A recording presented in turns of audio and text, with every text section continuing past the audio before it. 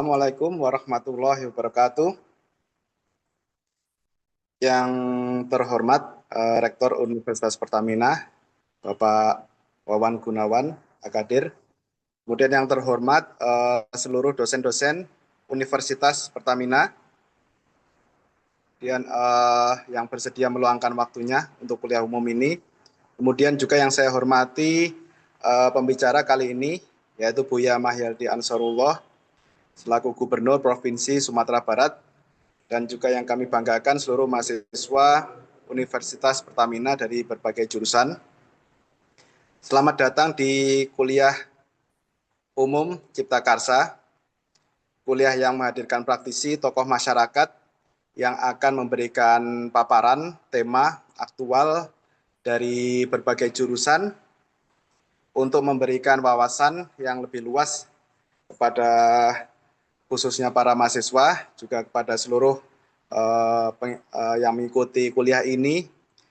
Dan untuk tema kali ini, kita akan mengangkat topik tentang pembangunan infrastruktur untuk menuju kelancaran distribusi pangan, yang akan nanti insya Allah disampaikan oleh Buya Mahyaldi Ansarullah, SPMIM, selaku Gubernur dari Sumatera Barat. Oke, sebelum kita masuk ke acara inti, kita masuk ke acara sambutan yang akan pertama akan diberikan oleh Bapak Rektor Universitas Pertamina, Bapak Wawan Gunawan, Akadir, untuk memberikan sambutan dari acara ini. Kepada Bapak Wawan Gunawan, waktu dan tempat saya persilahkan.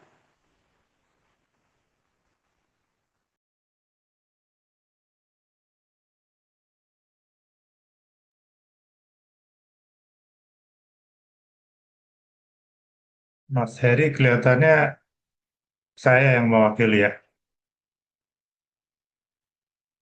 Mas. Eh, ya Mas Heri ya.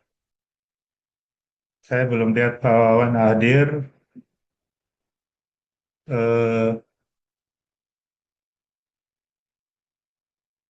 oke, baik. Baik, Assalamualaikum warahmatullahi wabarakatuh. Selamat sore, salam sejahtera dan salam sehat untuk kita semua. Yang kami hormati narasumber pada mata kuliah Cipta Karsa, Bapak eh, Haji Mahyaldi Ansarullah, SPMM, Gubernur Provinsi Sumatera Barat. Mohon maaf, Pak Wawan tampaknya tidak bisa hadir, jadi mewakilkan kepada kami untuk mewakili beliau. Saya Rudi Sayoga, saya Wakil Rektor Bidang Akademik dan Kemahasiswaan Universitas Pertamina. Juga kepada Mas Heri yang akan jadi moderator pada acara ini, dan juga para mahasiswa yang kami banggakan, serta juga mungkin ada beberapa dosen juga bisa hadir pada kuliah ini.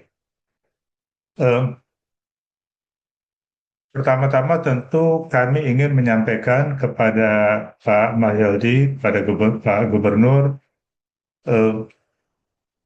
duka cita kami sebesar-besarnya dari pimpinan maupun mahasiswa Universitas Pertamina, dosen dan mahasiswa Universitas Pertamina, atas musibah yang melanda kemarin, bencana banjir bandang yang melanda sebagian dari Pulau Sumatera, khususnya di wilayah Bapak di Sumatera Barat juga yang terkena dampak dari bencana banjir bandang ini. Kami ikut serta berduka dan juga mengharapkan kekuatan terutama dari para korban agar kuat, dan semoga proses pemulihan dari bencana ini dapat segera terlaksana, dapat segera diselesaikan, sehingga saudara-saudara kita yang mengungsi mungkin sudah bisa kembali ke tempatnya, dan juga dampak dari bencana ini segera dapat diatasi, dapat dipulihkan kembali. Ini memerlukan waktu yang lama. Kami juga menyadari hal tersebut, tapi kami berada eh, di apa di belakang bapak-bapak dan teman-teman semuanya di warga Sumatera Barat yang terkena dampak dari bencana ini. Eh, Seperti sampaikan Mas Heri tadi, jadi kuliah ini adalah kuliah Cipta Karsa yang memberikan wawasan kepada para mahasiswa kita terkait dengan berbagai hal. Jadi mahasiswa Universitas Pertamina ini dari semua program studi itu diwajibkan untuk mengambil mata kuliah Cipta Karsa ini, sehingga dia mendapatkan wawasan atau memperluas wawasan karena kami biasanya mengundang para narasumber, para praktisi, para tokoh eh, tokoh pemerintahan, tokoh masyarakat, dan para profesional untuk berbagi kepada para mahasiswa apa yang menjadi bidang atau pengalaman mereka, sehingga itu membuka wawasan para mahasiswa kami. Nanti kelak mereka lulus, mereka dapat berkiprah dengan lebih baik, dapat lebih luas wawasannya, sehingga mereka dan itu diharapkan akan mendukung dari karir mereka ke depan. Eh, Terima kasih yang sebesar-besarnya kami ucapkan kepada, kalau tadi Mas Heri manggilnya Buya ya, Buya Mahyaldi, atas kesediaannya pada sore hari ini berbagi dengan kami. Memang temanya pembangunan infrastruktur menuju kelancaran distribusi pangan. Ini tema yang menarik, apalagi dengan kondisi yang sekarang ini. Saya kira akan sangat relevan dan ini tentu bagi kami, bagi para mahasiswa kami ini akan menjadi suatu pengalaman yang berharga untuk mendapatkan informasi dari Pak Gubernur terkait dengan pembangunan infrastruktur, apalagi sangat relevan dengan isu yang bencana yang sekarang ini. Dan tentu juga tidak hanya dalam konteks bencana, tapi juga dalam pembangunan, tentu pembangunan infrastruktur merupakan salah satu kunci, dan apalagi kalau kita bicara distribusi pangan. Nah, eh, jadi tentu kami sangat mengharapkan para mahasiswa dapat menyimak dengan baik, dapat menyerap apa yang nanti akan disampaikan oleh Pak Gubernur terkait dengan infrastruktur. Nah, silakan ditanyakan seluas-luasnya. Biasanya kan begitu ya, Pak Gubernur. Mahasiswa harusnya lebih banyak bertanya sehingga lebih bisa menyerap apa yang akan disampaikan. Dan mudah-mudahan ini akan juga memberi apa namanya tadi pengalaman pengetahuan.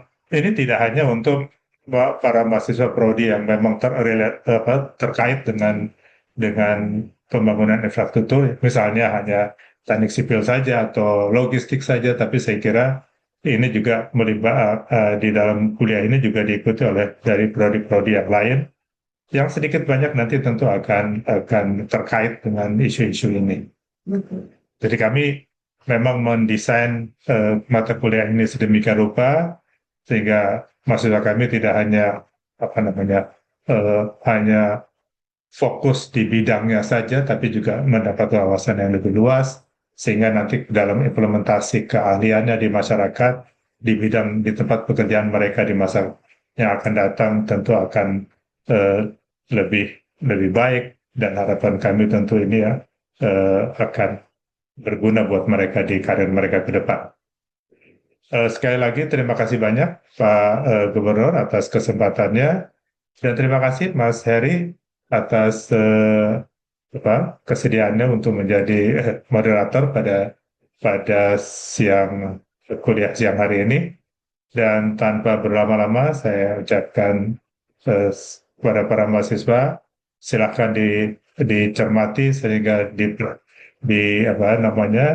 menikmati kuliah tamu ini karena tidak mudah gitu ya untuk mencari waktu Pak Gubernur untuk bisa berbagi dengan kita. Silakan dimanfaatkan. Semoga ini bermanfaat buat kita semua. Terima kasih. Eh, saya akhiri. Wassalamualaikum warahmatullahi wabarakatuh. Saya kembalikan ke Mas Heri. Waalaikumsalam warahmatullahi wabarakatuh. Terima kasih Pak Rudi Sayoga selaku Wakil Rektor bagian akademik. Oke, sebelum kita masuk ke acara, persilahkan saya untuk membacakan dari CV atau riwayat hidup dari pembicara. Beliau bernama Haji Mahyaldi, SP, MIM, lahir di Bukit Tinggi 25 Desember 1966. Kemudian dia saat ini menjabat sebagai Gubernur Sumatera Barat masa bakti 2025 hingga akhir. Kemudian pendidikan yang dia telah selesaikan pertama adalah dia menyelesaikan sekolah dasar di Riau, kemudian SLTP dan SLTA di Bukit Tinggi. Kemudian dia mengambil Fakultas Pertanian S1, sarjana S1 di UNAN. Kemudian beliau juga menyelesaikan S2 di University Islam Antarabangsa di Sultan Abdul Halim Muazzam Shah, Malaysia.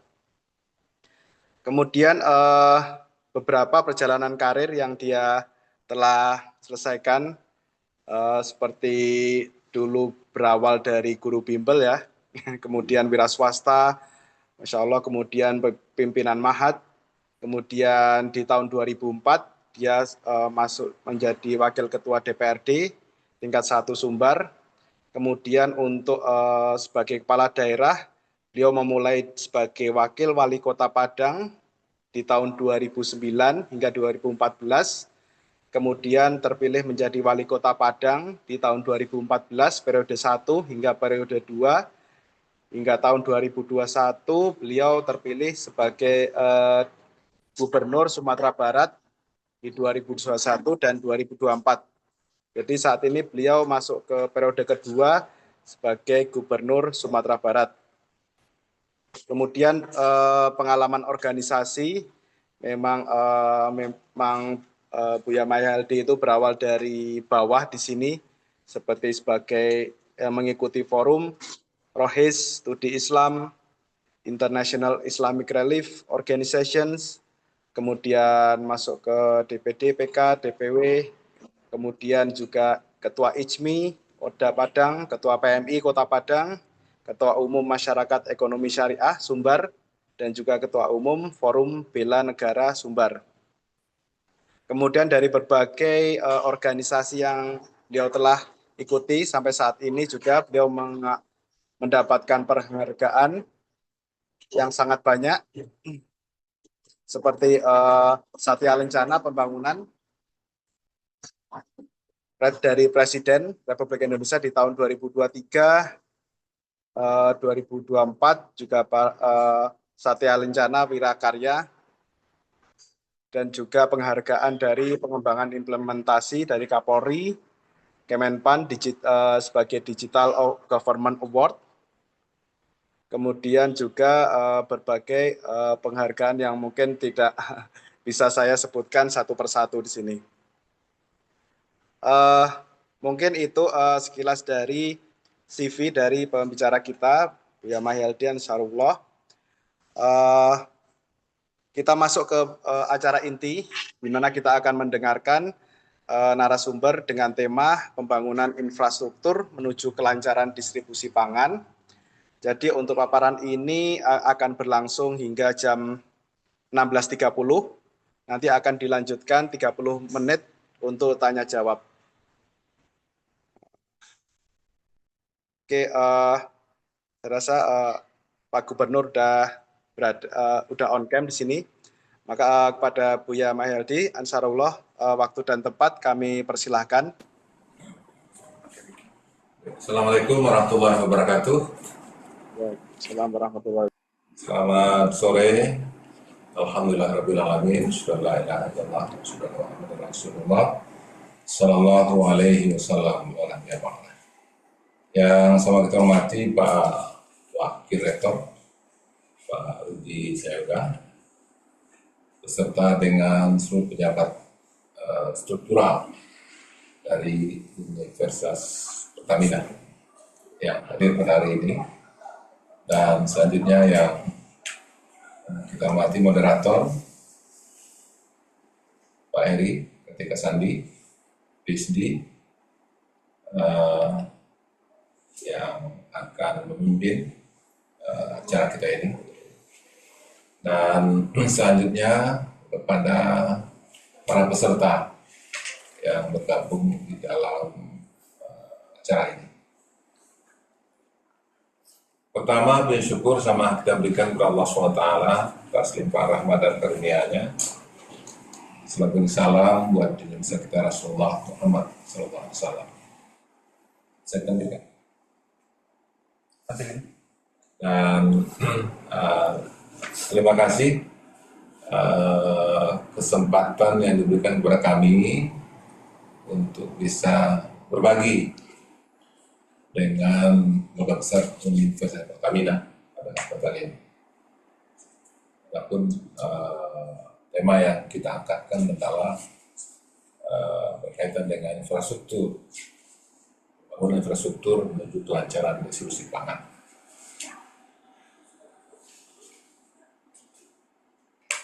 Bapak Ibu hadirin berhadir, sedikit kita akan perkenalkan kepada Bapak Ibu semua sekaitan dengan Provinsi Sumatera Barat, yaitu yang luasnya 42.000 km pusaka, yang terdiri dari 19 kabupaten kota, yaitu 7 kota, 12 kabupaten. Jadi kita di Sumatera ini banyak kotanya. Dan alhamdulillah Sumatera Barat selama ini berkontribusi untuk penyangga pangan regional untuk Sumatera, yang memang kita fokus kepada pertanian dalam artian luas, yaitu ya, pertanian, kemudian perikanan, kemudian peternakan, kehutanan, ya, dan ini masih menjadi concern kita, sehingga alokasi anggaran kita pun juga besar untuk pertanian. Dan sebenarnya tahun 2021 itu kita alokasikan 10% PBD kita untuk pertanian. Dan kita fokus dengan ini ya karena memang 57% untuk Sumatera Barat berada di pertanian. Kontribusi pertanian ya untuk pendapatan kita itu 22%. Dan kondisi ini menjadikan Sumatera Barat memiliki peran strategis dalam menjaga ketahanan daerah sekaligus menopang pasokan pangan lintas wilayah. Jadi kita mensuplai ke Riau, Kepulauan Riau, ke Jambi, dan kemudian juga ke provinsi tetangga lain, bahkan juga sampai ke Jakarta. Ya, alhamdulillah dalam rangka untuk menjaga ketahanan pangan di Sumatera Barat, maka kita sudah tuangkan di dalam peraturan daerah nomor 9 tahun 2019, yaitu berkaitan penyelenggaraan cadangan pangan tidak dipandang semata sebagai urusan sektor pangan, tapi sebagai urusan lintas sektor yang melakukan koordinasi antar perangkat daerah terkait, termasuk bidang perencanaan, logistik, kebencanaan, dan infrastruktur. Jadi ini kita sudah tuangkan di dalam Perda nomor 9 tahun 2019. Maka soal itu efektivitas pelaksanaan Perda ini ya sangat tergantung pada dukungan infrastruktur, transportasi, dan logistik yang memadai. Dan kita juga tuangkan dalam SK Gubernur nomor 020 357 tahun 2003, tahun 6 Februari 2003, terdapat 65 ruas jalan provinsi sepanjang 1.690,5 km yang berfungsi sebagai infrastruktur fisik yang tentu sangat mendukung untuk pendistribusian pangan, khususnya di Sumatera Barat.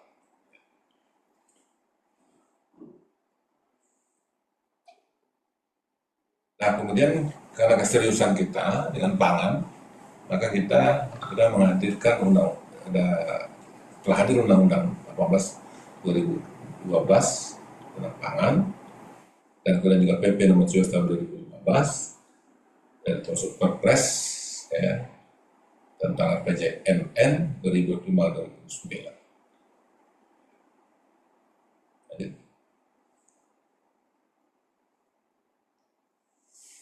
Dan saya kira kita sangat memahami bagaimana keterkaitan infrastruktur terhadap ketahanan pangan di dalam kerangka Astacita. Nah, di antaranya adalah yaitu memperkuat ketahanan pangan nasional. Jadi keberadaan infrastruktur ini sangat dominan dengan yaitu yang menjamin ketahanan pangan. Dan kemudian juga infrastrukturnya juga akan mendorong kemandirian ekonomi dan kedaulatan pangan. Jadi sangat strategis kepada infrastruktur. Dan kemudian juga menjamin untuk pembangunan berkelanjutan dan tangguh bencana tentunya. Jadi ketersediaan dan keberadaan infrastruktur juga akan menjamin kita tangguh dalam menghadapi bencana. Dan demikian juga itu pemerataan pembangunan dan keadilan sosial.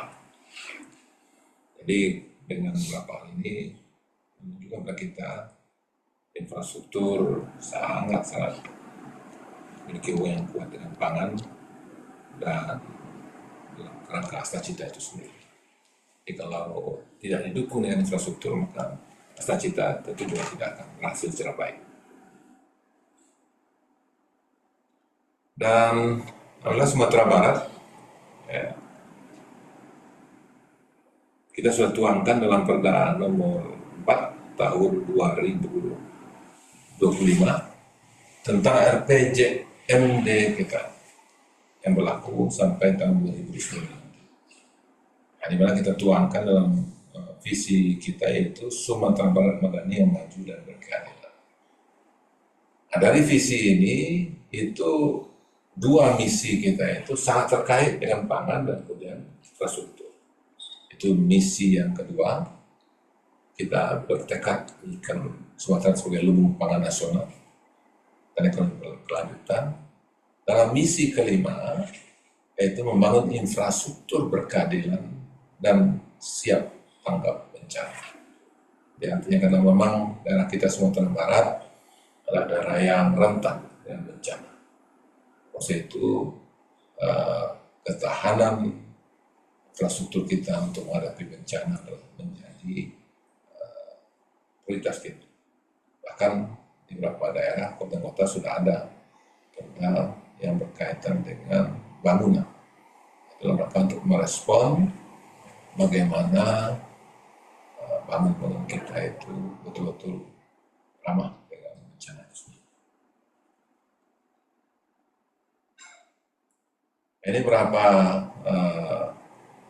profil pangan dan wilayah Sumatera Barat.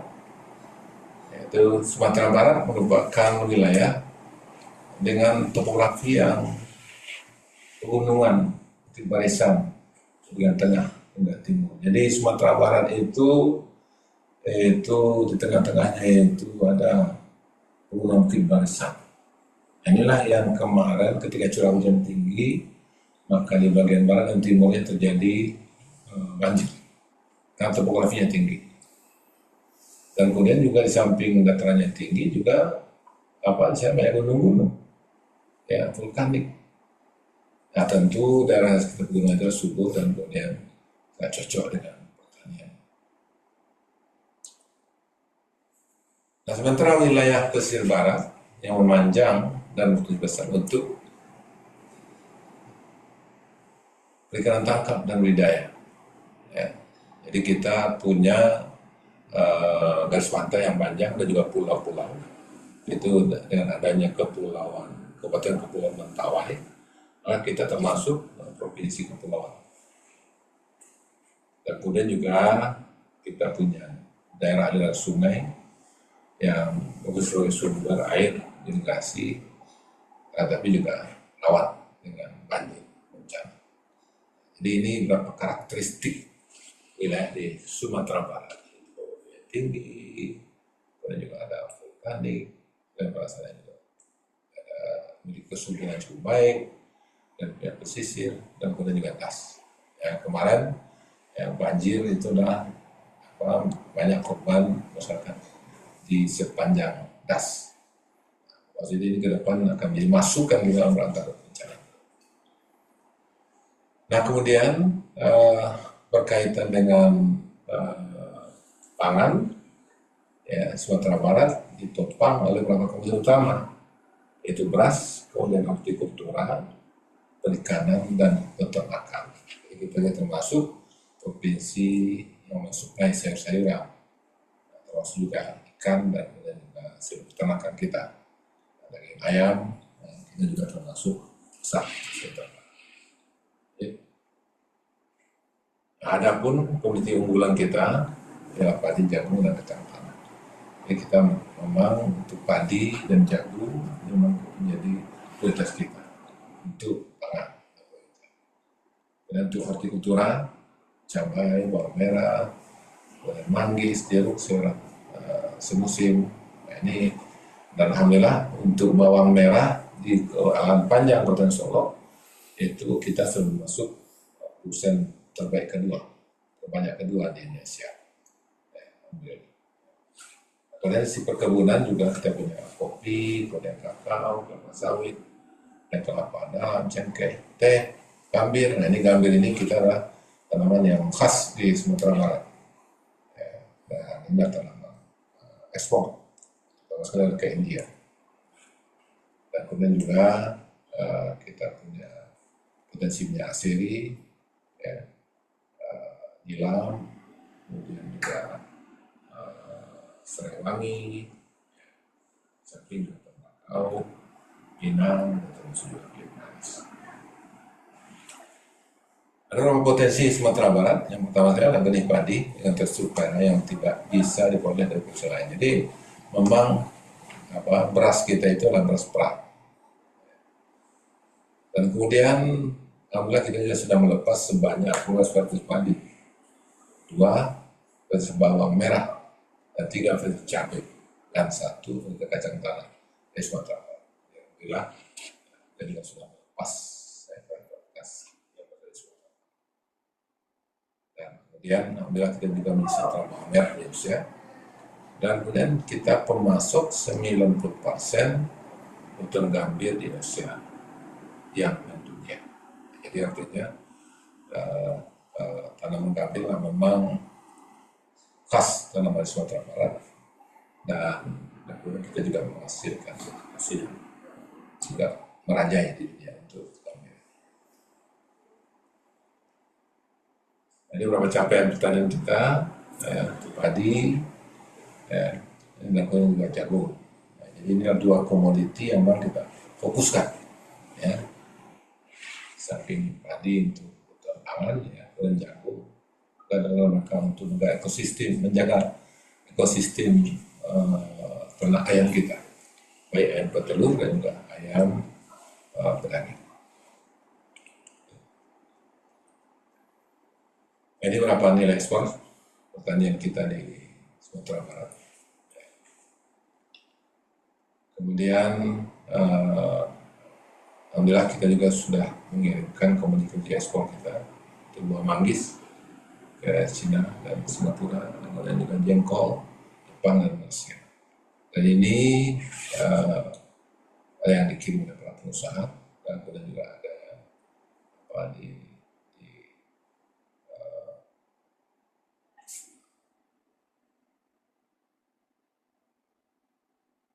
yang langsung kita dari pengusaha-pengusaha yang membelinya ke Sumatera Barat. Nah, Bapak Ibu hadirin beradir, ini gambaran jalur logistik di Sumatera Barat. Itu adalah bagian utara. Ya. Itu prosesnya paling besar. Itu Pariaman, Perampatnya, Bukit Tinggi, Payakumbuh, ya, dan sekitarnya. Itu adalah bagian utara. Nah, kemudian juga bagian selatan, ini adalah selatan dan sekitarnya, ya, sampai ke Bengkulu. Ini persentasenya 8%. Dan bagian timur itu Solo, Sawalunto, Sujudang, Masih dan sekitarnya. Itu persentase 20%. Jadi memang jalur utara, dan memang utara ini juga menjadi daerah pertumbuhan bagi kita. Bukit Tinggi, kemudian Payakumbuh. Dan khusus untuk Payakumbuh maupun kota, sekarang ini memang tadi pertumbuhan dan pergerakan ekonomi yang cukup baik. Sehingga memang daerah ini juga daerah andalan kita di Sumatera Barat. Nah, pergerakan orang dan barang di Sumatera Barat yaitu berkisar 34 juta lebih orang per tahun. Sedangkan produksi barang itu 53 juta ton per tahun. Nah, namun dengan peristiwa banjir dan longsor kemarin, ini memang memukul, ya, transportasi kita, ya, pengiriman barang dan juga dampak logistik orang, yaitu berakibat di daerah jalan lintas timurnya, dan arah timurnya itu Siolawi itu tadi kepadatan yang luar biasa. Jadi maksud itu, jadi memang kita rasakan ketika infrastruktur kita terganggu, rusak, ya, yang ada di Lembah Anai kemarin dan di Malala, ya, nah maksud memang ini berdampak, ya, ke distribusi barang. Ini berapa hal tentang peran daripada infrastruktur. Yang pertama adalah untuk memenuhi kebutuhan terhadap sarana dan prasarana dasar serta sebagai aktivitas masyarakat di ruang fisik, sosial, dan ekonomi. Jadi kalau infrastruktur terganggu, ya, maka tentu juga masyarakat juga berkurang, ya, dan tentu juga pergerakan dan pertumbuhan ekonomi juga akan berdampak tentunya. Itu makanya kelancaran, ketersediaan, dan kemudian kualitas yang baik itu infrastruktur sangat-sangat berpengaruh dan sangat menentukan. Nah, kemudian yang kedua adalah untuk mengarahkan pembangunan melalui program-program pengembangan kawasan fungsional dan berjalan sesuai dengan rencana. Jadi pembangunan infrastruktur juga tentu juga akan menggerakkan kawasan-kawasan baru, ya, ataupun pengembangan kawasan fungsional lainnya. Dan untuk itu tentunya menjadi tantangan. Yang ketiga, kemudian selanjutnya, Bapak Ibu, ya, nah, ini yang juga perlu kami sampaikan, hubungan wilayah dan sistem distribusi pangan. Yang pertama, rantai distribusi pangan relatif panjang dari Nagari ke pasar utama. Jadi kita di Sumatera Barat, catatan kita, ketergantungan tinggi pada jaringan jalan dan jembatan sebagai sarana distribusi utama. Kemudian minimnya alternatif moda transportasi selain darat. Ya. Jadi memang jalur darat di Sumatera Barat memang menjadi andalan dan memang memiliki peran yang maksimal di dalam distribusi pangan. Ya. Nah, ini beberapa tantangan di Sumatera Barat, yaitu kita rentan dengan bencana, ya, seperti yang terjadi, ya, beberapa hari terakhir ini. Ya, sehingga memang ini memberikan efek yang sangat serius. Dan kemudian juga kondisi infrastruktur jalan dan irigasi yang belum merata. Kita sementara masih ada daerah yang belum terjangkau dari infrastruktur yang lebih baik. Dan kemudian tingginya biaya logistik dari daerah produksi ke pasar. Ya, jaraknya jauh, dan kualitas infrastrukturnya belum sesuai dengan harapan. Nah, sehingga ketimpangan akses antar wilayah ini juga menjadi tantangan bagi kita dalam rangka distribusi pangan di Sumatera Barat. Nah, inilah Bapak Ibu berapa kerusakan dari infrastruktur jalan kita dari peristiwa hidrometeorologi yang terjadi. Yang terjadi beberapa ini dia jalan kita, ini jalan yang di tengah ini adalah jalan yang selama ini utama, yaitu Lembah Anai Padang ke Padang Panjang. Nah, ini yang kemarin dari kerusakan sampai sekarang pun juga belum sepenuhnya, ya. Dan kemudian juga di Agam dan kemudian daerah lain. Ini kerusakan yang luar biasa sehingga memberikan efek sehingga harga-harga barang juga naik sekarang. Nah, kemudian ada beberapa dampak bencana hidrometeorologi terhadap jalur logistik, gangguan akses dan konektivitas distribusi, ya. Sehingga hasil pertanian, perikanan, peternakan tidak terdistribusi secara cepat, ya. Dan kemudian yang kedua adalah peningkatan biaya logistik dan risiko kehilangan hasil. Dan jelas ini karena tidak lancar, ya, maka tentu biayanya mungkin tinggi, ya. Bahkan juga tentu kualitas hasilnya juga akan menurun.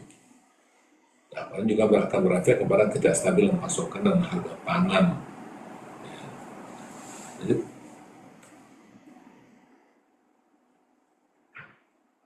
Nah, selanjutnya kita membuat perencanaan strategis dalam rangka untuk membangun infrastruktur yang mendukung distribusi pangan di Sumatera Barat. Yang pertama, kita menyadari penentuan infrastruktur sebagai pilar ketahanan pangan daerah. Ini tidak terbantahkan seperti yang disebutkan. Kemudian penguatan konektivitas wilayah produksi, distribusi dan konsumsi, ya, sehingga dari produksi, distribusi, konsumsi itu bisa lebih baik, ya, dan sehingga lebih lancar. Karena ini menjadi prioritas kita untuk peningkatan kualitas jalan provinsi dan kabupaten koridor kereta. Nah, kemudian pembangunan infrastruktur yang tahan bencana dan adaptif iklim, karena daerah kita ini rawan. Nah, itu memang kita harus mempersiapkan infrastruktur yang ramah terhadap bencana, ya, dan kemudian juga bisa beradaptasi dengan perubahan iklim. Nah, kemudian selanjutnya penguatan sistem logistik dan simpul distribusi pangan, ya, pengembangan hub logistik pangan daerah dan integrasi distribusi pangan antar kota. Jadi maksud itu memang perlu ada hub, ya, sehingga nantinya akan memudahkan dan juga akan melancarkan distribusi pangan ke kabupaten kota. Nah, secara lebih konkret, ini rencana kita untuk infrastruktur jalan.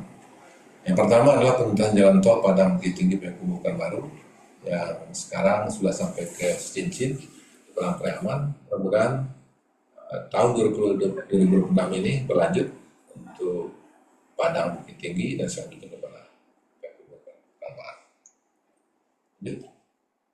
Kemudian yaitu pembentukan jalan Pasar Baru Alan Panjang. Ini yang menghubungkan dan pesisir selatan sebagai daerah penghasil ikan dan daerah pantai, ya, akan dihubungkan dengan daerah penghasil sayur-sayuran itu Jalan Panjang. Nah, jadi kita harapkan ke depan Jalan Panjang itu masyarakatnya bisa menikmati ikan yang lebih segar. Kenapa? Karena terbukanya akses. Mungkinnya sebaliknya, di pesisir selatan juga bisa mendapatkan sayur-sayur berkualitas baik. Ya. Karena memang hanya waktu 1 jam lebih kurang sudah bisa dikatakan 40 kilo ya. Nah kemudian pembangunan jalan Bungus Bukit Terlantar Lingkar Timur ini di Kota Padang. Seperti yang kita katakan karena memang akses satu-satunya dari Padang ke Bungus sampai ke Bengkulu ini itu yang ada jalur sekarang. Nah, itu kita perlu menghadirkan jaringan jalan baru. Nah, kemudian Bukit Tinggi, bypass Amor. Ini kita ada di Agam, ya itu Agam sana ya.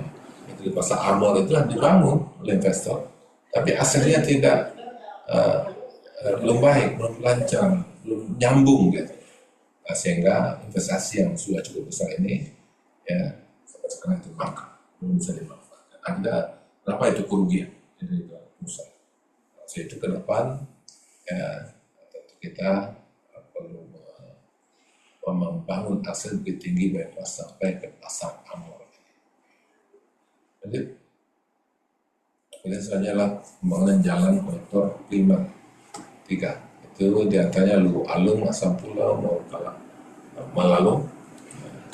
Ini antara pantai barat ini dengan pantai timur ya dari Bukit Barisan. Kemudian Sungai Belantiak dengan Mudia itu di antara Kamang dengan Agam ya, dengan Kamang Mudia. Dan kemudian Malala dengan Sungai Batang. Nah, ini kemarin itu longsoran yang hebat. Kebetulan Sungai Batang ini kampungnya Bui Hamka ya. Jadi rumah-rumah saya terhancur. Nah, maksud itu salah satu rehabilitasi kita agak lambat di sana. Ya salah satunya adalah karena akses. Kemudian jalan Mata Kucing di Padang Panjang sampai ke Tuti. Ini adalah juga sebagai jalan alternatif. Yang selama itu hanya mengandalkan jalan dari Padang Panjang ke Bukit Tinggi, jalan yang lama. Perlu terobosan jalur baru, karena kami melakukan kepadatan, dan kemudian juga untuk kelancaran distribusi. Nah, kemudian selanjutnya adalah jalan Lubuk Mata Kucing, Padang Panjang, sampai ke Simpang Koto Tinggi. Ini juga belum turun dan Pandinggahan. Ya. Ini juga bisa lancar akses sehingga hasil ikan air tawar dari Singkara yang untuk pendek itu bisa sampai ke pasar di Kabupaten Solo. Ya. Barangkali mungkin demikian Pak Moderator, beberapa hal yang bisa kami sampaikan ya berkaitan dengan tema kita pada hari ini, yaitu pembangunan infrastruktur kelancaran distribusi pangan. Demikian, terima kasih, mohon maaf. Assalamualaikum warahmatullahi wabarakatuh. Waalaikumsalam warahmatullahi wabarakatuh. Terima kasih banyak untuk Buya Mayaldi untuk paparannya yang sangat jelas tentang dari paparan umum Sumatera Barat, kemudian juga ada keunggulan komoditas, kemudian juga jalur pengaturan arus dari komoditas dan hingga sampai tantangan ke depan yang harus diperbaiki dan diselesaikan oleh pemerintah Sumbar saat ini. Tentunya ini bukanlah tugas yang mudah, tapi dengan beberapa jajaran yang cukup kredibel, kita juga doakan segera memberikan hasil yang memuaskan di mata masyarakat. Oke, Untuk berikutnya, kita akan membuka sesi untuk pertanyaan dari peserta, mahasiswa, dan juga peserta yang mengikuti Zoom kali ini. Oke, mungkin bisa raise hand terlebih dahulu. Untuk pastinya banyak sekali hal-hal yang mungkin masih ingin ditanyakan oleh mahasiswa terhadap apa yang tadi telah dipaparkan.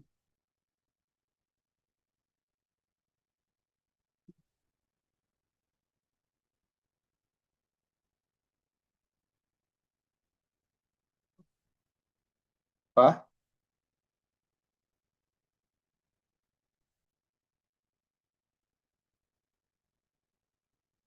Oke, Raditya Rahmanda dari Studi Ilmu Komputer. Pertanyaan pertama adalah jika pembangunan infrastruktur khususnya jalan raya menjadi hal yang penting di Sumatera Barat, bagaimana strategi pemerintah dalam menyikapi persoalan status tanah ulayat yang merupakan warisan dari nenek mama? Jadi ini terkait dari perizinan ya dengan beberapa masyarakat di situ. Selain itu, apabila lahan yang sebelumnya digunakan sebagai lahan pangan itu dialih fungsikan sebagai pembangunan jalan, bagaimana kebijakan pemerintah dalam menjamin ketersediaan lahan pertanian dan intinya untuk tidak mengurangi dari ketahanan pangan agar selalu tetap terjaga. Oke, bagus sekali. Mungkin bisa ditanggapi dari pemerintah sebelum nanti ada pertanyaan selanjutnya. Ya, langsung, Pak Ari. Ya, ya. Ya, boleh. Ini pertanyaan berat ini kayaknya. Ini dari mahasiswa ini ya, komputer ya. Iya, ilmu komputer, Pak. Ya. Imon, mudah-mudahan saya bisa menjawabnya ya. Yang berat. Kaitan dengan pembangunan infrastruktur, kaitan dengan kepemilikan tanah ya. Nah, sebetulnya kita di Sumatera Barat ini pada prinsipnya tidak ada hambatan, ya, tidak ada hambatan dalam pembangunan infrastruktur, apalagi ini kepentingan nasional, ya. Betapa banyaknya masyarakat di Sumatera Barat ini yang justru mereka menyerahkan tanahnya untuk dijadikan jalan. Mungkin seperti pengalaman saya ketika saya wali kota Padang dulu, itu betapa bahkan sampai sekian kilometer, bahkan di tempat yang nilainya itu mahal, tapi masyarakat mau menghibahkan. Sebagai contoh mungkin ada di antara ada di mahasiswa yang sempat ke Padang itu di Pantai Air Manis itu justru berapa kilometer itu sampai lebih 2 kilometer masyarakat dihibahkan tanah kepada kita, ya, tanpa dibeli. Kita cuma hanya membangun fisiknya saja. Dan kemudian juga banyak ya kejadian seperti itu. Nah, termasuk juga itu pembangunan jalan bypass yang ada di Kota Padang itu kita tuntaskan 4 lajur itu di Kota Padang. Itu juga diberikan oleh masyarakat dengan cara konsolidasi, yaitu tanah yang ada di sana itu di tanah lokasinya itu yang dikonsolidasi itu lebih kurang 200 meter lebarnya, dan kemudian kita ambil untuk jalan itu lebih kurang 60 meter. Nah, sisanya itu kita konsolidasikan berapa pengurangan yang akan terjadi kepada pemilik tanah sebelumnya, dan itu tanpa beli. Itu di bypass yang ada di Kota Padang itu panjangnya lebih kurang 27 km. Jadi kalau kita lihat di masyarakat Sumatera Barat ini untuk infrastruktur jalan itu justru mereka berikan. Nah, cuma memang barangkali dari pertanyaan dari mahasiswa kita ini ya, karena mungkin mendengar ya ada permasalahan-permasalahan pembebasan. Nah, jadi memang karena kepemilikan tanah kita itu komunal, memang untuk mengurusnya itu yang agak panjang. Kenapa?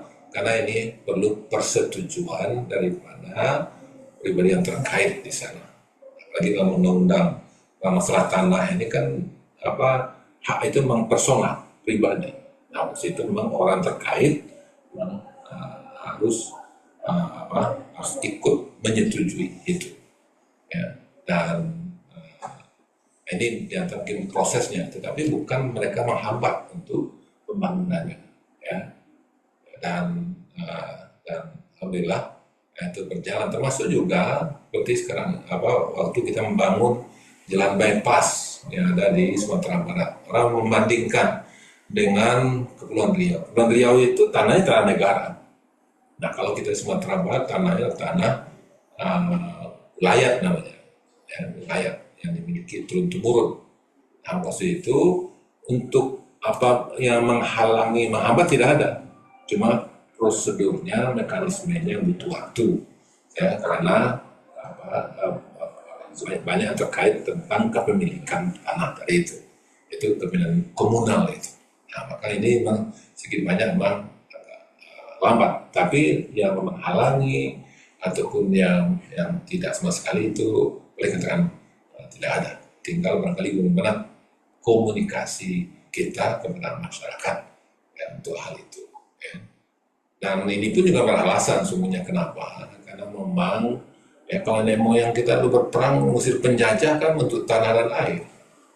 Ya, artinya memang mereka bisa bagaimana kepemilikan tanah, ya, dan kemudian sehingga memang itu dalam proses proses jual belinya itu memang agak lama.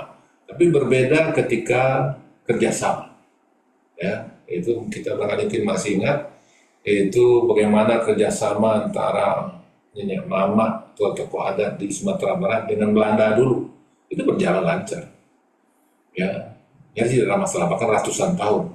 Bahkan mungkin barangkali kalau ada di antara adik mahasiswa ya, yang sempat mengunjungi ada Padang Mangateh namanya di Kabupaten 50 Kota, itu sekarang ini itu luas arealnya itu ribuan hektar. Nah, itu dulu adalah kerjasama antara pemerintah dengan Belanda, yaitu untuk membuka peternakan. Jadi kalau mungkin ada mahasiswa yang pergi ke Mangateh itu ada orang mengatakan inilah Swissnya Indonesia gitu, ya, Selandia Barunya, karena peternakannya ribuan ternak dari sana, ada kemudian padang yang luas, nah, itu termasuk yang baik. Nah, sekarang ini itu dikelola oleh negara, ya, sehingga itu menjadi aset kementerian. Ya, sekarang ini itu berjalan sampai sekarang. Jadi ini kaitan dengan masalah tanah ini memang sangat tergantung sekali bagaimana komunikasi yang pemerintah daerah atau pemerintah pusat dengan orang terkait dengan itu.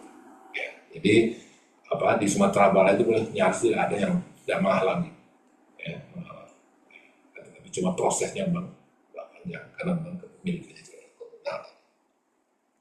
Nah, kemudian kaitan dengan jalan dengan pangan, ya.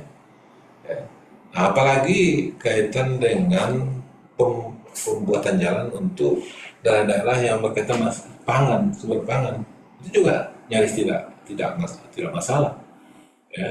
Dan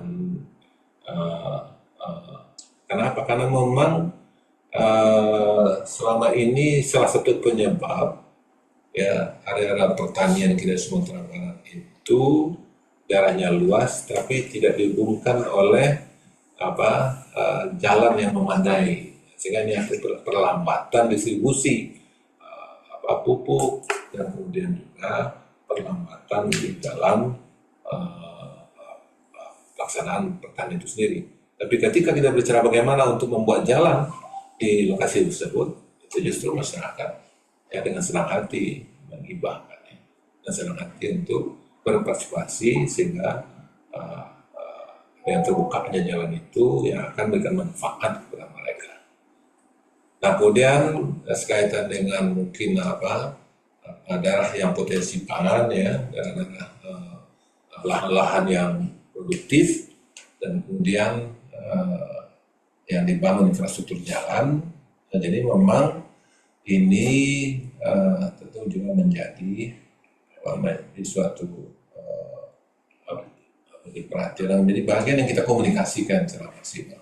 Dan justru sekarang kan juga sudah ada undang-undang ya untuk membatasi ya penggunaan lahan produktif untuk infrastruktur, untuk perumahan dan yang lain. Nah, kita sudah menuangkan di dalam perda kita tentang itu, sehingga memang keterjaminan untuk terjaganya kawasan-kawasan pertanian, lahan pertanian ini akan lebih baik untuk kedepannya. Tapi mau tidak mau, memang terutama sekali di kota-kota, memang tadi persaingan ya, perebutan antara untuk pertanian, kemudian juga ada untuk kebutuhan perumahan. Jadi memang ini, tapi demikian memang ya, karena memang sudah ada perdanya yang berdasar itu mana yang boleh mana tidak, sehingga ini betul menjadi acuan ya, walaupun kadang-kala ada juga yang melanggar di lapangan kan, ya, di lapangan, tapi itu memang faktanya.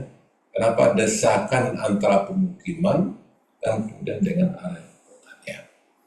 Jadi memang beberapa daerah ada yang diperubah oleh seperti Bukit Tinggi misalnya, itu diperubah karena memang kepadatan penduduk, kemudian pertumbuhan penduduk dalam pertumbuhan ekonomi, sehingga itu yang menarik orang untuk menetap di daerah itu, ya otomatis akan jadi pengurangan tanah pertanian yang menjadi pemukiman.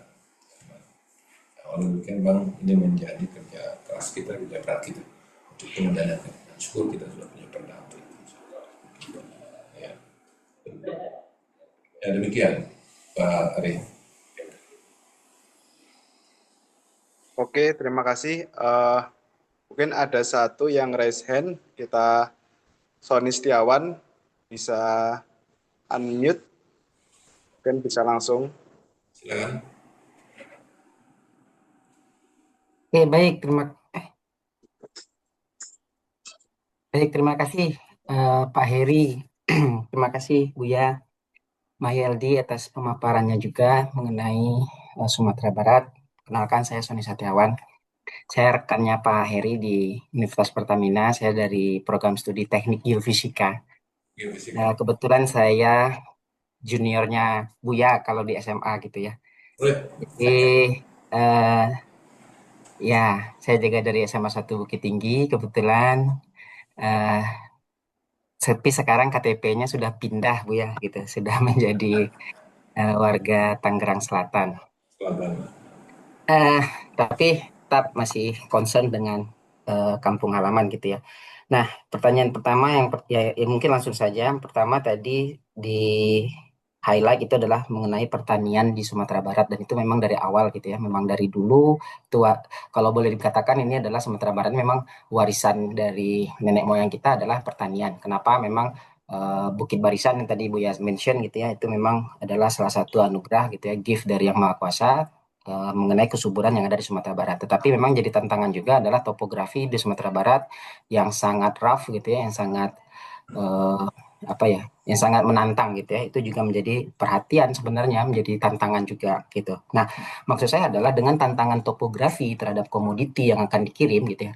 Dan tadi juga dilihat komoditi yang dikirim itu kan masih dalam bentuk anggaran gitu ya, belum dalam bentuk persentase yang berapa persentase yang diekspor, berapa persentase yang digunakan di Sumatera Barat. Nah, sehingga saya bertanya apa strategi dari pemerintah Sumatera Barat terutama ya, baik dari provinsi sendiri itu untuk mensiasati agar komoditi pertanian tersebut itu tidak cepat busuk gitu.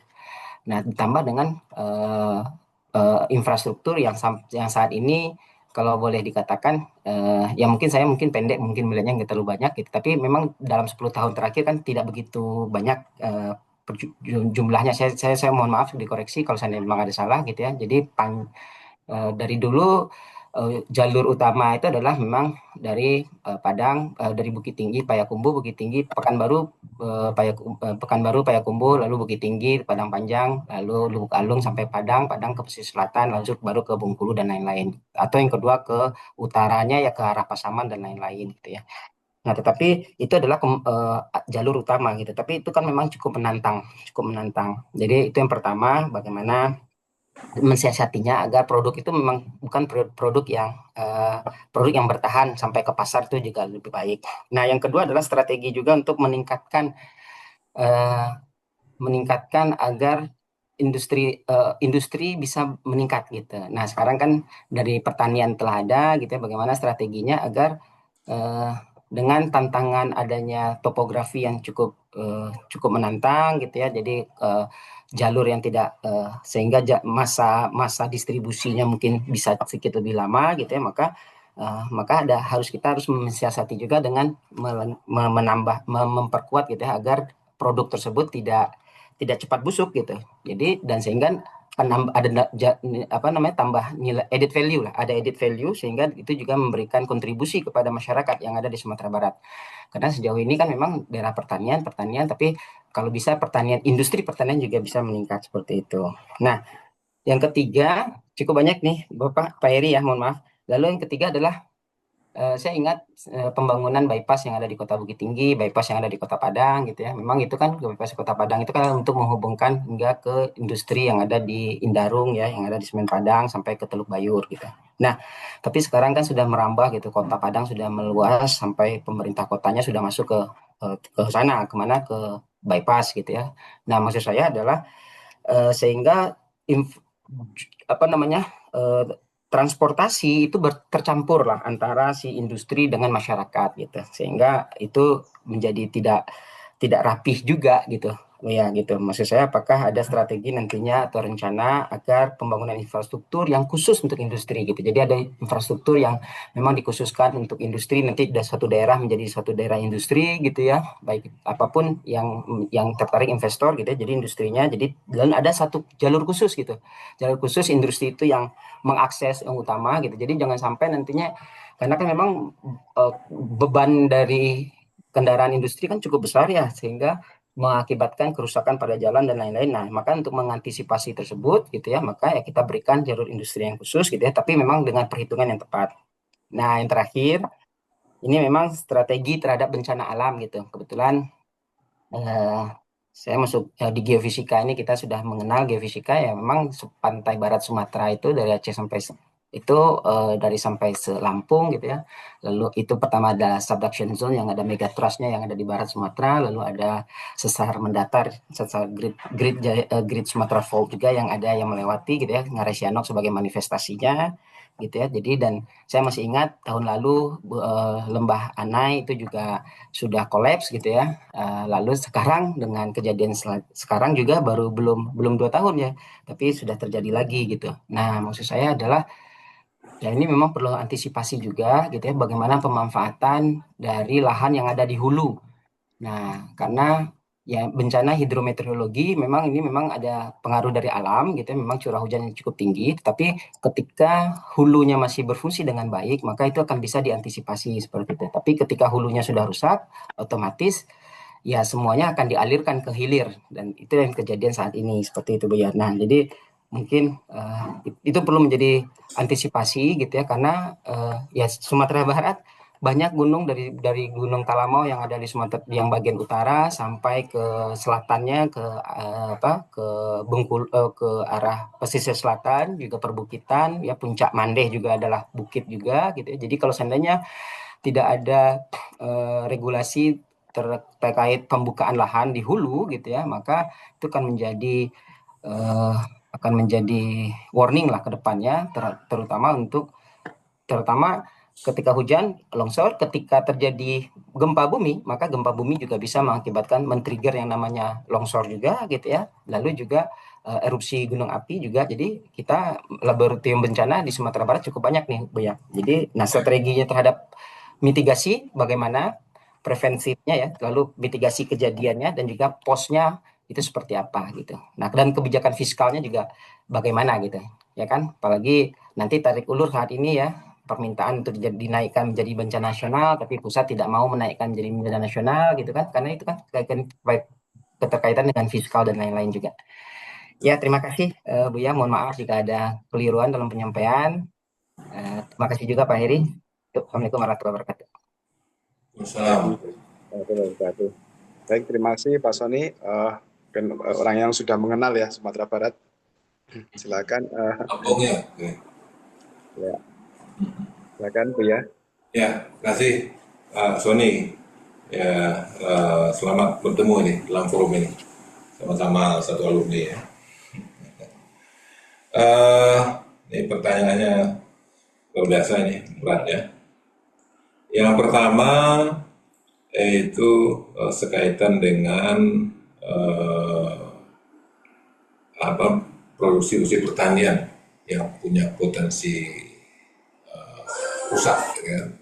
Kalau seandainya infrastrukturnya terganggu, maka itu akan berakibat fatal terhadap pertanian kita. Dan nama kasus itu kita itu memang menjaga ya bagaimana infrastruktur kita ini betul-betul terjaga dan terawat secara baik. Dan itu makanya kita di Sumatera sudah memetakan mana daerah-daerah yang potensi bencana itu. Ya. Karena memang daerah-daerah perbukitan ya, topologinya tinggi, ya, maka dengan kita petakan kawasan tersebut, nah ketika terjadi longsoran, maka kita bisa dalam waktu yang cepat bisa mengatasi itu. Ini yang selama ini kita lakukan. Ya, itu makanya di daerah Padang ke pesisir selatan, karena juga di sana terjadi longsor, kemudian juga dari Padang ke Solo, kemudian juga Padang Bukit Tinggi. Maksud itu memang kita siapkan ya, peralatan kita ya, untuk ketika terjadi longsor itu bisa kita selesaikan untuk pendek. Itu yang pertama. Jadi, nah kemudian yang selanjutnya kepada hasil pertanian yang usianya pendek, ya. Nah memang jawabannya adalah memang harus kita gerakkan industri. Nah, cuma permasalahan kita di Sumatera Barat itu seperti katakanlah seperti yang lo mungkin pernah mendengar ada ketika harga tomat turun, maka masyarakat membuang tomatnya itu karena harganya. Nah, waktu itu maka jawabannya mana industri. Itu makanya kita mendorong Kabupaten Tanah Datar yaitu membuat industri pengolahan tomat, saus tomat. Ini salah satunya. Tapi ini memang tantangan bagi kita. Kenapa? Karena memang kalau sudah bergerak bersama saya industri, tentu kebutuhan setiap jam itu harus terpenuhi. Ya, setiap hari itu harus terpenuhi. Nah, sementara luas areal pertanian kita ini seperti tomat dan yang lainnya itu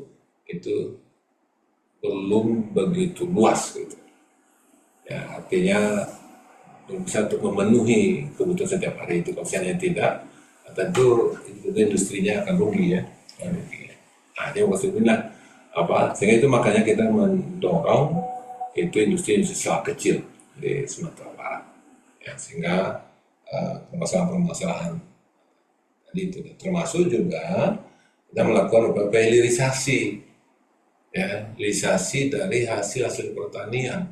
Ini yang sudah kita tuangkan di dalam RPJPD kita, itu 2025-2045 RPJPD kita, dan kemudian juga RPJM kita, itu hilirisasi. Ya, hilirisasi seperti yang kita buat jus tomat dan kemudian yang lainnya. Tapi ini masih ada catatan seperti yang kami sampaikan tadi. Tapi ini itu menjadi satu jawaban. Dan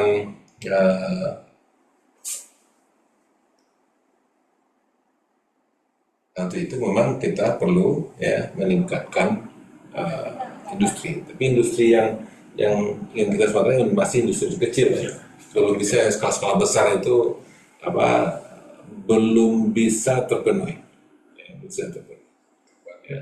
Karena ketersediaan bahan baku yang suatu buat tidak yang terbatas dan tidak bisa kita penuhi setiap waktu untuk itu. Ya. Jadi kalau untuk yang skala kecil itu memang kita dorong masyarakat seperti itu. Nah, itu untuk hasil pertanian seperti cabai misalnya. Cabai ketika produksinya tinggi, banyak, maka harganya turun. Nah, ini juga itu salah satunya adalah harus ada hilirisasi untuk itu. Ya, kita bisa buat cabai, kemudian juga dengan yang lainnya. Ya, nah, kemudian juga kita juga mendorong keberadaan cold storage. Ya, dan kita punya beberapa titik ya di Sumatera Barat. Nah, ini memang itu adalah salah satu untuk mengantisipasi kerusakan ya ketika produksinya meningkat. Ya. Nah, kemudian sekaitan dengan bypass ya jaringan jalan kita punya.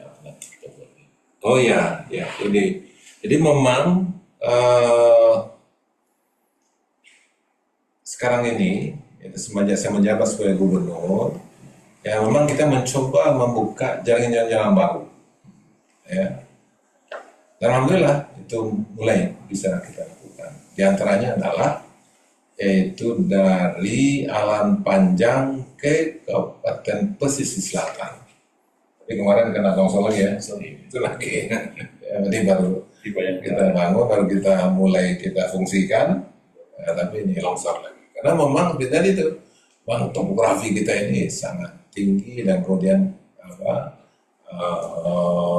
jurang-jurang itu terjatuh dan dalam. Ya. Sehingga ini memang salah satu ancaman terhadap jalan-jalan yang kita miliki dan terbukti ketika banjir longsor kemarin itu ada sebanyak 430 titik longsor kita di Sumatera Barat. Sangat banyak sekali. Nah, jadi ini datanya kita buat jalan baru, ya. Dan kemudian juga kita meningkatkan jalan yang sama dengan jalan kabupaten, ya kita tingkatkan jalan provinsi, ya itu seperti adalah itu jalan kita dari Pasaman Barat ke Pasaman, ya itu melalui padang sawah ya. Nah, ini juga kita tingkatkan itu, ya dan sekaligus juga itu juga jalan alternatif ya dari Padang yang melewati Pasaman Barat nanti bisa tembus ke jalur tengah. Ya. Dan kemudian juga kita juga membuka jalan baru itu dari Palupua ya Pagadi namanya sampai ke Gunung Komeh ya 50 kota. Nah ini juga. Nah, termasuk juga kita juga membuka jalan baru ya ke provinsi-provinsi tetangga kita. Nah, termasuk kita ke Sumatera Utara melalui akses di Pasaman Barat ya. Nah, ini kita buka. Dan kemudian di Madinah ya, Nakal Lawas ya, dan kemudian juga akses jalan kita ke Pekanbaru dari Pasaman itu kita buka ya, dan kemudian juga akses jalan kita dari Solok Selatan ke Darmasraya itu juga kita tingkatkan secara bertahap. Jadi memang sehingga memang akses ke daerah-daerah punya pertanian ini akan bisa lebih lancar. Salah satu tujuannya. Di samping itu juga kita mendorong ya itu ada jalan-jalan usaha tani ya. Ini jalan usaha tani juga kita bantu dalam rangka untuk kelancaran suplai ya, kebutuhan pertanian dan kemudian juga ya akan mendistribusikan hasil pertanian. Jadi memang kita berikan dukungan untuk skala kecil seperti tadi saya katakan jalan usaha tani, misalnya, maka juga kita berikan dukungan di Sumatera Barat. Ya, namanya saja jalan usaha tani, berarti memang kita sediakan jalan yang mengakses ke pusat-pusat pertanian di Sumatera Barat. Dan campur di Pasir. Kemudian juga ini antara jalan umum dengan jalan industri ya, jalan industri. Ya. Jadi memang kita di Sumatera Barat sekarang ini memang ya itu belum di lapangan belum terlaksana. Tapi ini memang menjadi hal yang kita tuangkan di dalam rencana pengelolaan jangka menengah dan jangka panjang kita. Ya, jadi memang jalan-jalan perusahaan itu dia mereka ini sendiri. Seperti misalnya di Pasaman Barat itu ada tambang biji besi, yaitu mereka ketika akan mengirim hasil tambangnya ke pelabuhan di Teluk Tapang, ya, tapi masih menggunakan jalan provinsi. Nah, sehingga kita siapkan betul kualitas jalan kita lebih berkualitas sesuai dengan beban yang akan dibawa. Jadi memang sekarang ini boleh dikatakan yang jalan industri itu boleh dikatakan belum begitu menonjol di Sumatera Barat. Masih mereka memanfaatkan jalur umum ya untuk industri. Itu makanya sering heboh Sumatera Barat kerusakan jalan. Ya, kadang-kala transportasi ini juga tidak patuh pula dengan surat izin yang dikeluarkan. Ayo, sehingga memang perlu penguasa dari lapangan. Jadi ini memang itu kami katakan ada dilema yang kita hadapi di sini. Salah satunya adalah itu. Nah, kemudian kaitan dengan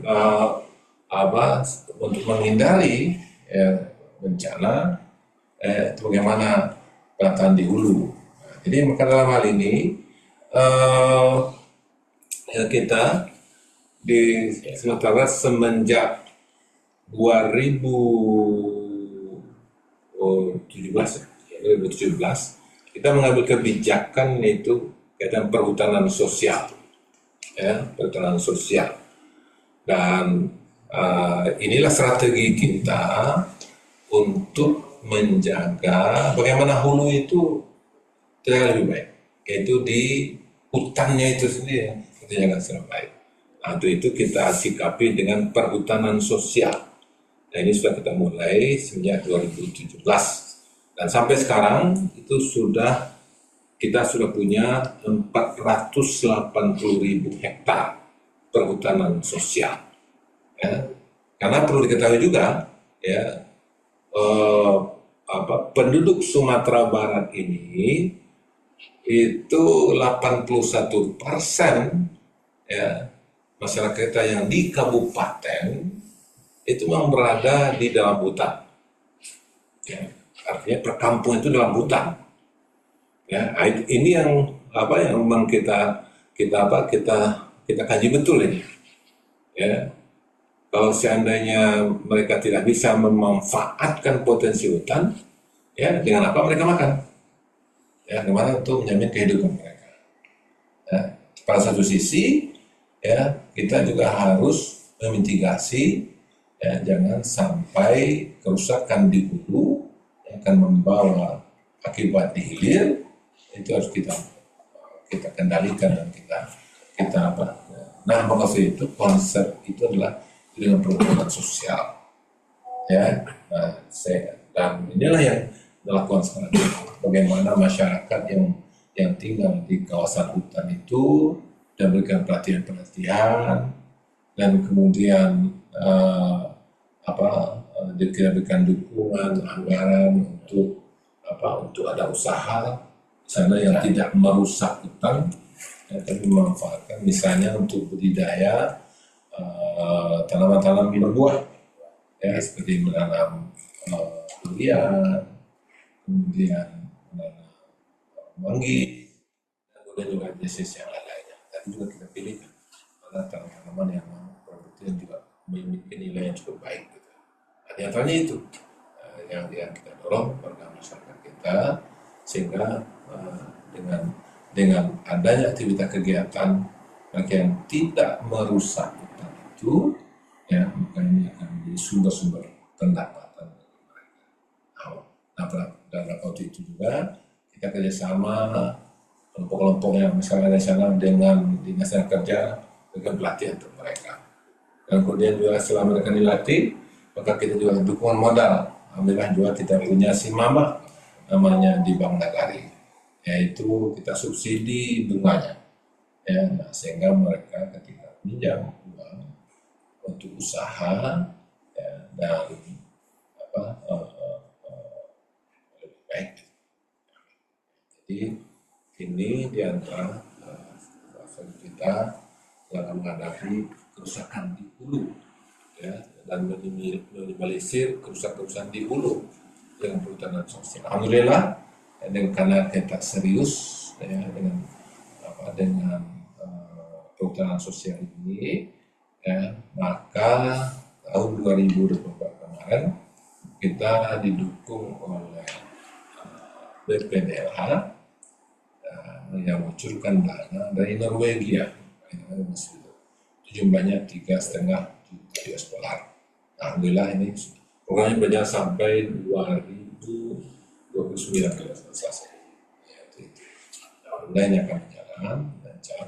Dan juga kita lihat ruang baru sekarang ini, yaitu dari KFW, itu perusahaan perbankan yang ada di Jerman. Mereka juga berkomitmen untuk membantu kita sebanyak 20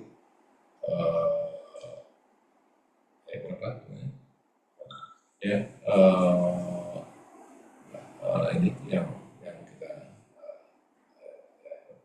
kita bantuan. Ya.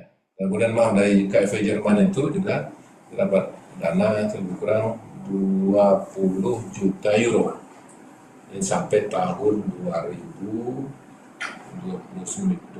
kalau saya nggak salah. Nah, ini alhamdulillah akan berjalan. Ini bentuk partisipasi dukungan, ya, kepada kita melalui Kementerian Lingkungan Hidup, ya, yaitu yang membantu pendanaan pelatihan penyimpanan SDM masyarakat di daerah tersebut. Jadi ini dan kemudian ada, ya, dan sekaligus itulah strategi kita dalam rangka untuk meminimalisir bencana alam tadi. Jadi memang masyarakat yang di hulu itu kita dukung. Dan alhamdulillah di samping beberapa kegiatan tadi, kita juga membantu mereka melalui dinas kehutanan itu budidaya kelulut, budidaya galo-galo.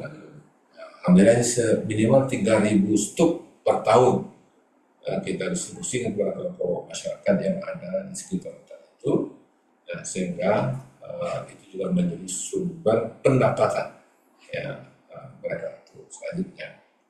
Di samping juga kesuksesan kita dengan hilirisasi, yang tadi saya sampaikan, hilirisasi hasil pertanian, peternakan, dan kemudian perikanan, dan yang lain-lainnya. Mudah-mudahan dengan beberapa ini memang kita berusaha untuk meminimalisir. Tapi dari pengamatan kita, ketika kita koordinasikan potensi-potensi itu dan melibatkan seluruh yang terkait, ya, alhamdulillah ada kemudahan jalan-jalan yang bisa kita miliki untuk menjawab permasalahan itu sangat hutan, yang memang sangat rentan sekali. Bahkan dari perkembangan yang kita dapatkan, ada di antara mereka, ya, yang memberikan dukungan kepada kita untuk kita serius untuk mengelola, menjaga dan merawat hulu daripada sungai-sungai yang ada dengan tanaman-tanaman yang ada. Dan sekali lagi, perhutanan sosial adalah yang menjadi pilihan kita. Dan insya Allah kita targetkan untuk 4 tahun ke depan, mudah-mudahan kita bisa mencapai 700.000 hektar untuk perhutanan sosial. Jadi memang di Sumatera Barat ada pelbagai, dari padu parang menuju galang-galang, dia parang nyurang. Jadi artinya bicara masalah pangan itu menjadi bagian yang sangat prioritas. Ya, akan terjadi, mereka akan rela untuk melakukan perlawanan kepada orang lain ya, kalau seandainya persediaan pangan itu tidak cukup dan tidak memadai. Nah, waktu itu ya alhamdulillah pada masa musibah bencana yang kita hadapi di Sumatera Barat ini, termasuk juga Sumatera Barat, alhamdulillah hari ini ya, dengan koordinasi dan semua pihak, maka kita sudah memasuki masa transisi ya, di dalam menuju rehab rekor untuk Sumatera Barat ke depan. Nah, kemudian juga menjadi bagian memberikan percepatan kepada kita untuk menjaga infrastruktur kita yang nanti akan menjamin distribusi daripada hasil-hasil pertanian kita dan hasil perkebunan kita, hasil produksi pangan yang lain.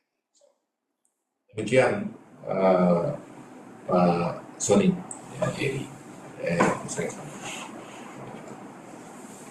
demikian Pak Moderator, Pak Eri. Terima kasih. Oke, terima kasih Buya Meldi atas penjelasannya. Apakah ada pertanyaan lagi? Mungkin ada yang raise hand langsung.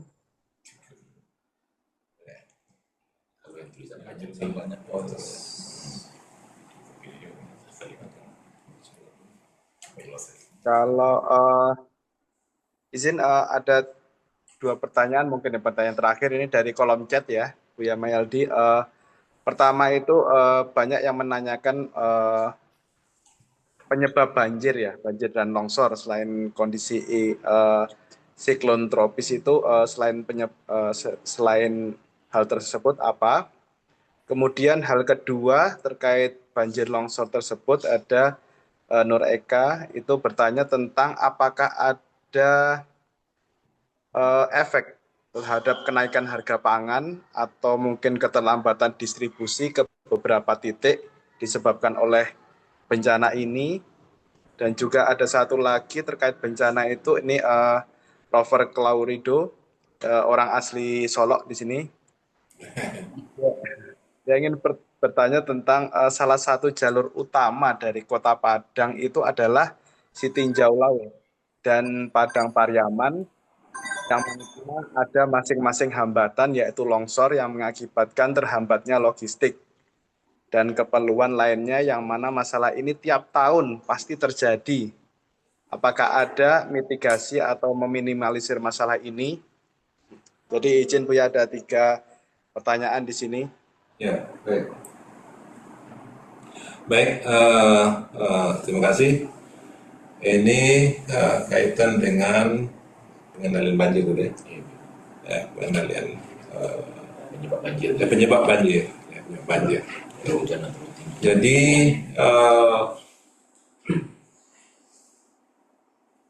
ada beberapa hal yang perlu kita sampaikan.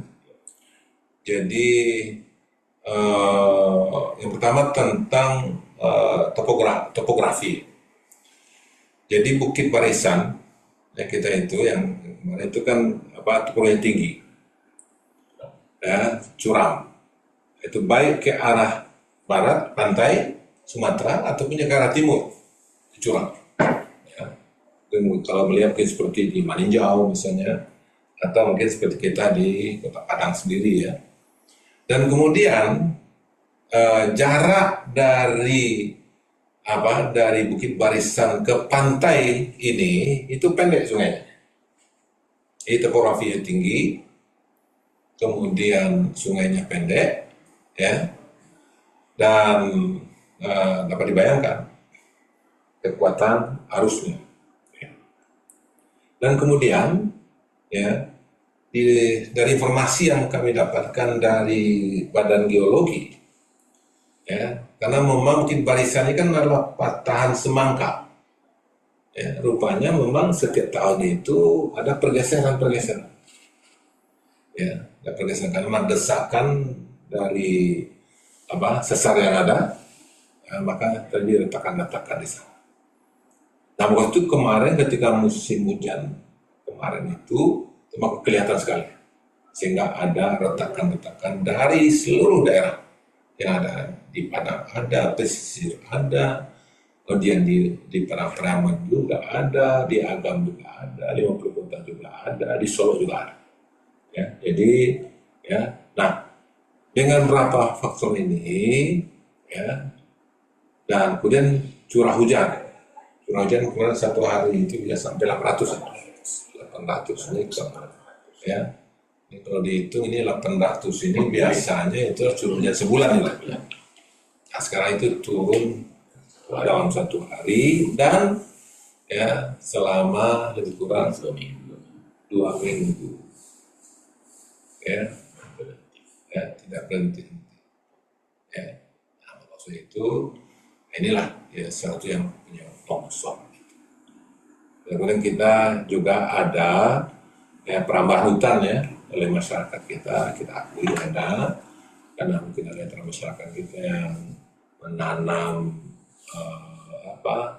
kopi, dan menanam gambir, dan juga beberapa tanaman yang lain.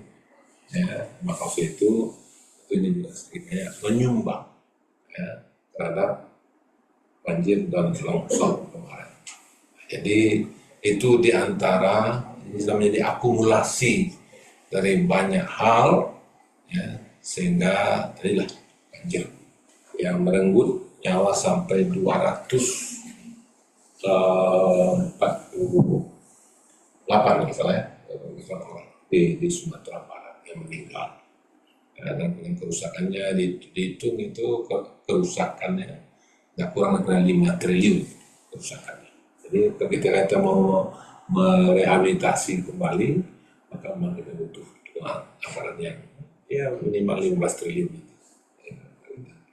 Nah, ini berapa punya banjir itu. Nah, memang inilah yang kita coba untuk mengantisipasi. Itu makanya tadi saya sampaikan perhutanan sosial adalah salah satu jawaban untuk itu. Ya, sehingga mudah-mudahan dengan seriusnya kita ini apalagi didukung dengan NGO internasional, dapat juga dana-dana dari internasional, mudah-mudahan kita bisa meminimalisir resiko banjir longsor untuk kedepannya yang akan membawa kematian dan juga kerusakan lain. Nah kemudian ya pertanyaan selanjutnya adalah ada banjir ini membawa efek ya kepada harga pangan. Ya betul, distribusi ya, karena distribusi terganggu ya, kemudian lahan produksinya juga terganggu ya, sehingga memang menyebabkan harga naik ya, seperti harga cabai merah itu sampai 70.000 sampai 80.000 sampai 80.000 per kilo, yang sebelumnya itu ya 30, 40, sekarang sudah 80, bahkan sempat ada lebih 100 ya, 120, sempat di 120.000. Itu makanya makanan restoran Padang nggak pedas lagi. Ya, kenapa? Karena cabenya harganya mahal. Dan memang saya lihat istri saya di rumah masak juga begitu. Kenapa ini? Ya harga cabenya nggak mahal. Ini satu penyebabnya. Jadi memang ada efek.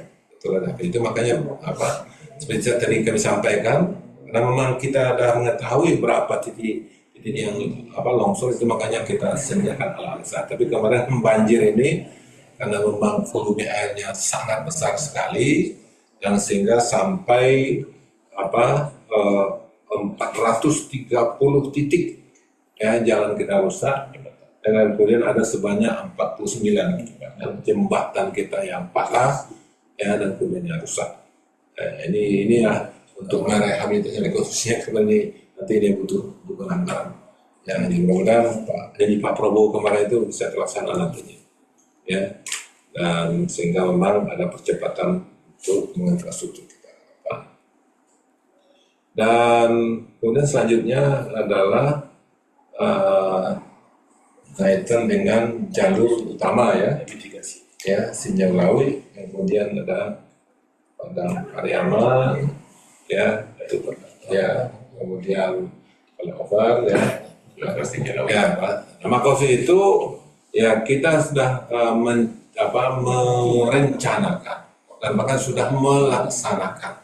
Nah, di antaranya sudah kita laksanakan adalah yaitu sekarang kita sedang membangun flyover, itu jalan dari Padang ke Solo. Barangkali mungkin kepada dari mahasiswa ataupun juga pada para pengajar di Pertamina itu ada namanya grup Sinjalawi ya, channel Sinjalawi. Nah itu kayak orang di sana. Kenapa? Karena selama ini mereka memberitakan tentang kecelakaan yang terjadi. Ya, itu daerah itu memang jalur maut itu. Ya, kalau seandainya sekali datang ke Sumatera Barat memang melewati jalur itu memang agak potensi bencana itu, makanya perlu ada sopir cadangan di sana yang bantu. Ya, karena memang jalurnya itu sangat rawan sekali. Nah inilah yang sekarang ini kita coba kurangi kemiringannya. Nah, sekali lagi memiliki risiko, itu makanya ya tanjakannya, itu makanya kita boleh bangun flyover itu dengan anggaran lebih kurang 2,7 triliun. Mudah-mudahan 2027 nanti juga akan selesai untuk tahap pertama, akan dilanjutkan tahap kedua. Dan kemudian juga seperti jalur yang ada di Lembah Anai, ya, yang betul tahun 2024 itu kemarin putus dan sekarang juga putus lagi, ya. Dan kalau dulu mungkin jaraknya puluhan tahun ya, kita setahun sekarang. Ya karena memang sekarang ini di Sumatera Barat itu tidak ada lagi kita mengenal musim panas, itu tidak ada lagi ya.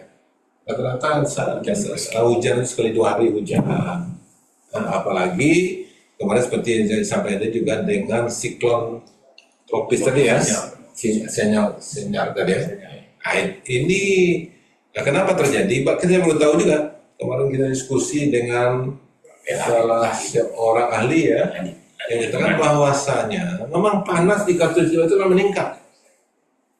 Nah, dengan meningkatnya panas di Jalur Katulistiwa itulah maka menyebabkan siklon tropis senyal kemarin itu. Nah, ini salah satu penyebabnya. Ya, apalagi dengan adanya efek gas rumah kaca, ya, dan kemudian juga hal lainnya. Ya, ini yang berdampak pada kita. Nah, maka itu ya kita sudah merencanakan jalur alternatif. Jadi antaranya adalah kita akan pada percepatan pembangunan tol dari Cicin ke Bukit Tinggi dan terus ke Riau. Ya, mudah-mudahan akan menjadi perhatian bagi pusat nantinya, sehingga jalur tolnya jalur solusi untuk itu. Di samping itu juga kita juga mencari jalur-jalur baru untuk yang lalu sudah kita bangun ya di provinsi itu jalur Cicin Melala. Nah, tapi kemarin ini longsor lagi. Yang sudah mulai ya dikerjakan itu dari 430 titik yang rusak tadi, alhamdulillah 83% sudah mulai dikerjakan. Ya, sudah selesai ya? Oh sudah selesai ya, sudah ada. Yang longsor, kemudian juga ada. yang terbang dikit-dikit itu mulai. Tapi yang berat-berat ini hanya yang kita akan dukungan dari Kementerian Pusat, lembaga pusat nantinya, sehingga dan bahkan kita merencanakan di Lembah Anai itu dengan flyover. Ya, karena untuk mencari jalur yang baru juga butuh dari juga ya, masalah yang lain itu. Ini tidak perlu masalah cuma hanya membangun visi nyantri, itu akan lebih murah dengan kita membangun flyover di lemah anak itu. Ya, ini beberapa pemikiran dan diskusi yang sudah kita lakukan. Demikian juga untuk Sidney Lawi tadi itu kita pembenahan tadi, dan kemudian juga dengan jalur Padang Pariaman ya. Kalau jalur Padang Pariaman pantai itu aman ya.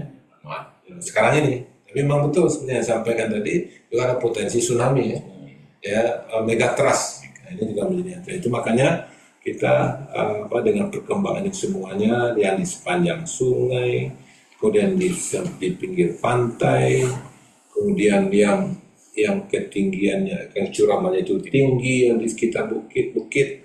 Nah, memang ini saatnya kita mulai melakukan penataan ke depan, ya, sehingga ketika terjadi musibah bencana alam, ya, tidak menelan korban jiwa yang lebih banyak ke depan. Nah, inilah yang seperti misalnya seperti di Padang yang dulu ketika saya di Kota Padang, kita pernah merencanakan itu membangun di Kota Padang itu di Bukit Gado-Gado namanya, itu kita bangun rusunawa di sana, ya. Nah, mudah-mudahan ini akan terlaksana sehingga masyarakat yang tinggal di perbukitan mungkin itu bisa kita geser ke rusunawa ataupun juga ke rumah susun yang lain. Ini yang sudah kita rencanakan. Mudah-mudahan oleh wali kota sekarang akan menjadi untuk penata ya, kawasan tersebut, termasuk juga untuk daerah lain yang ada di Sumatera Barat. Demikian kira yang ini yang bisa kami sampaikan sekian yang pertanyaan tadi. Atau masih ada yang kira-kira belum terjawab dari pertanyaan tadi, Mas Heri? Oke, terima kasih Bu ya. Karena waktu sudah berakhir, pertama-tama saya ucapkan terima kasih atas waktunya dan juga ilmu yang sangat bermanfaat.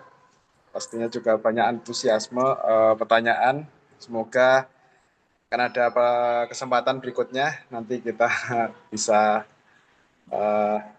melakukan hubungan seperti ini, kuliah lagi bersama.